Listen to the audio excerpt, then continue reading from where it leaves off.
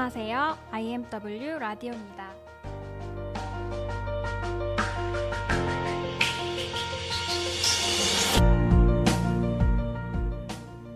원래 IMW 라디오는 영어 방송이지만 노동법 Q&A 시간은 모든 이주노동자 분들에게 유용한 정보가 될 수 있다고 생각해서 한국어로도 소개해드리려고 합니다.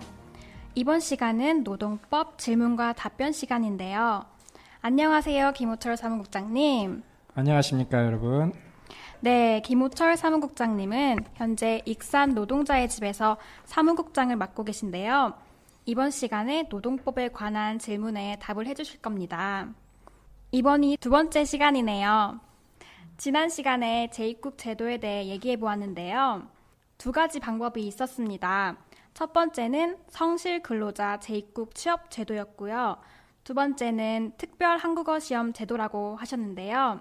첫 번째는 지난 시간에 얘기를 나눠보았고 오늘은 그 두 번째 시간으로 특별 한국어 시험 제도에 대해 알아보려고 합니다. 김호철 사무국장님께서 좀 더 자세히 알려주실 건데요. 네, 여러분. 이번 시간에는 성실 근로자 재입국 제도에 이어서 특별 한국어 시험 제도에 대해서 안내를 해드리도록 하겠습니다. 네, 잘 지내셨나요? 네, 잘 지냈습니다. 익산 노동자의 집에서는 어떤 일들이 있었나요?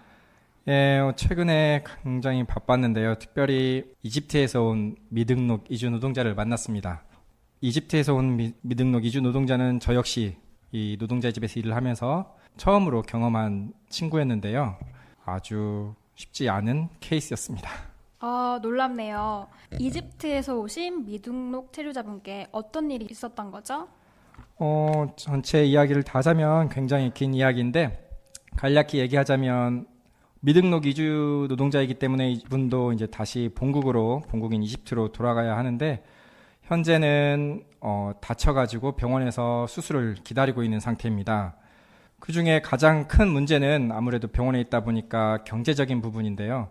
이 친구의 사례는 미등록이고 그래서 건강보험이 적용이 안 되고 그리고 아랍어를 쓰기 때문에 대화에도 많은 어려움이 있습니다.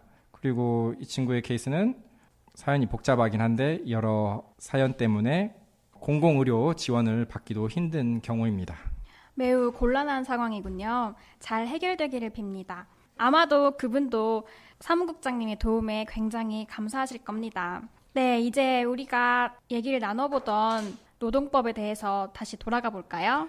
죄송합니다. 지난 동안 있었던 일을 이야기하다 보니까 얘기가 굉장히 길어졌는데요. 자, 이제 다시 특별 한국어 시험 제도에 대해서 이야기해 보도록 하겠습니다. 네, 그런데 이름이 왜 특별 한국어 시험 제도일까요?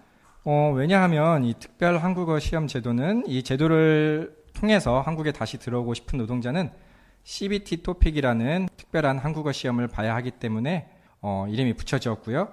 CBT 토픽은 1년에 4차례 분기별로 한 번씩 각자의 본국에서 시행이 되고 있습니다. 이 점이 다르군요. 성실 근로자 재입국 취업 제도는 한국어 시험을 응시할 필요가 없으니까요.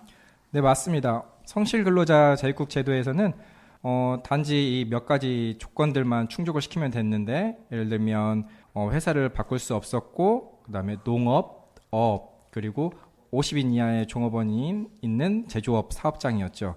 대신에 이제 한국어 시험을 보지 않아도 되었습니다. 그렇지만 이 특별 한국어 시험 제도를 통해서 한국에 다시 오려는 친구들에게는 이러한 조건들이었습니다.